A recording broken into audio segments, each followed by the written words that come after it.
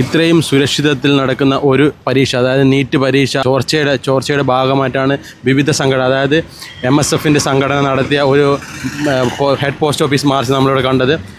ഒരുപാട് വിദ്യാർത്ഥികൾ ഉറക്കമൊഴിഞ്ഞും അവരുടെ മുഴുവൻ സമയങ്ങളും ചെലവഴിച്ച് പഠിച്ച്, അതായത് വിദ്യാർത്ഥികൾ മാത്രമല്ല അവരുടെ രക്ഷിതാക്കളും ഒക്കെ കഷ്ടത്തിലാവുന്ന ഒരു കാഴ്ചയാണ് നമുക്കിവിടെ കാണാനായിട്ട് സാധിച്ചത്.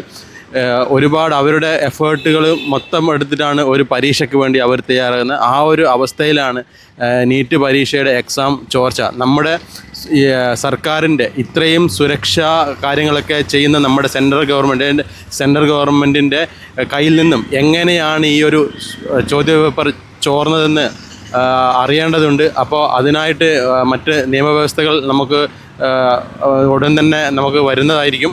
അപ്പോൾ ഇന്നിവിടെ നടത്തിയത് MSFൻ്റെ ഒരു ഹെഡ് പോസ്റ്റ് ഓഫീസ് മാർച്ചാണ്.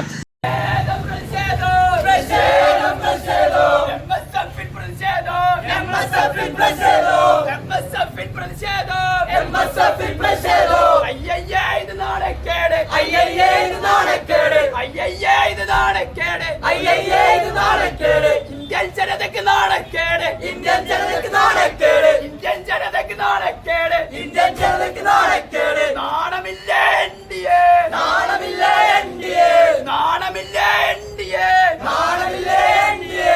ഇന്ത്യൻ ജനതയുടെ നാണക്കേട്, ഇന്ത്യൻ ജനതയുടെ നാണക്കേട്, ഇന്ത്യൻ ജനതയുടെ നാണക്കേട്, ഇന്ത്യൻ ജനതയുടെ നാണക്കേട്.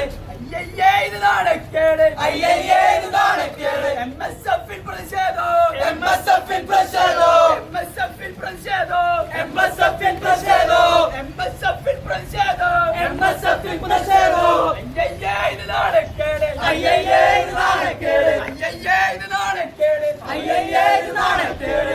MSF സിന്ദാബാദ്, MSF സിന്ദാബാദ്, MSF സിന്ദാബാദ്, MSF സിന്ദാബാദ്. പരീക്ഷ നടത്താൻ അറിയില്ലെങ്കിൽ, പരീക്ഷ നടത്താൻ അറിയില്ലെങ്കിൽ, പരീക്ഷ നടത്താൻ അറിയില്ലെങ്കിൽ, പരീക്ഷ നടത്താൻ അറിയില്ലെങ്കിൽ രാജിവെച്ച് പോ പുറത്ത്, രാജിവെച്ച് പോ പുറത്ത്, രാജിവെച്ച് പോ പുറത്ത്, രാജിവെച്ച് പോ പുറത്ത്. പിരിച്ചുവിടുക NDA, പിരിച്ചുവിടുക NDA.